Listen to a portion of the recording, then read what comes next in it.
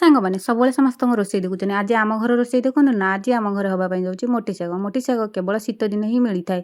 ଆଉ ମୋଟି ଶାଗ ଖରଡ଼ାଟା ବହୁତ ଟେଷ୍ଟ ହିଁ ଲାଗିଥାଏ। ଇଏ ଖରଡ଼ା କେବଳ ଶୀତ ଦିନେ ଆମେ ଖାଇବା ପାଇଁ ପାଇଥାଉ। ଯାହାଫଳରେ କି ଆମର ମୋଟି ଶାଗ ଆସିଥିଲା, ତ ମୋ ଶାଶୁ ତା ଦେହରୁ ସବୁ ଚେର ବାଛି ନେଇଥିଲେ। ତ ମୋଟି ଶାଗରେ ପଡ଼ିବା ପାଇଁ ଆଳୁ ବାଇଗଣ ବି କାଟି ଦେଇଥିଲେ। ତ ଆଳୁ ବାଇଗଣ କଟା ସରିଗଲା ପରେ ମସଲା କଡ଼େଇ ବି ବସି ଯାଇଥିଲା। ତ ମସଲା କଡ଼େଇରେ କ'ଣ ମୋ ଯା ପକେଇ କଷୁଥିଲେ ମୁଁ ଆପଣମାନଙ୍କୁ ଜଣେଇ ଦେଉଛି। ମସଲାରେ ବଟା ହେଇଥିଲା ପିଆଜ, ରସୁଣ, ଅଦା, ଜିରା ଆଉ ସୋରିଷ।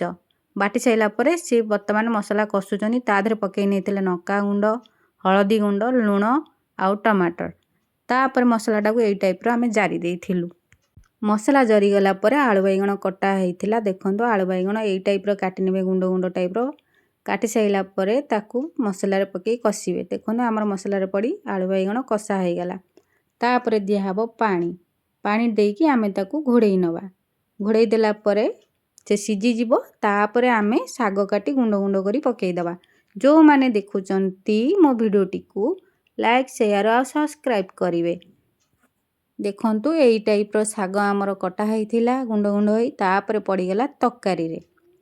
ତ ଆଳୁ ବାଇଗଣ ସିଝିଗଲା ପରେ ଆମେ ଶାଗଟାକୁ ପକେଇବା। ତ ଶାଗ ପକେଇ ସାରି ଏଇ ଟାଇପ୍ର ଆମେ ତାକୁ ଗୋଳେଇ ଗାଳେଇ ଗୋଟେ ଡଙ୍କାରେ ଘୋଟି ନେବା। ଘୋଟି ନେଲେ ଆଳୁ ବାଇଗଣ ମିଶିଯିବ। ତାପରେ ପକେଇବା ଆମେ ମାଛ ମୁଣ୍ଡ, ରୋହି ମାଛ ମୁଣ୍ଡ ଆଉ ଲାଞ୍ଜ ବି ପଡ଼ିଛି। ତା ଦେହରେ ଚିଙ୍ଗୁଡ଼ି ବି ପକେଇ ପାରିବା। ତ ଆମର ବି ଚିଙ୍ଗୁଡ଼ି ଥିଲା, ଆମେ ବି ଚିଙ୍ଗୁଡ଼ି ପକେଇ ନେଇଥିଲୁ।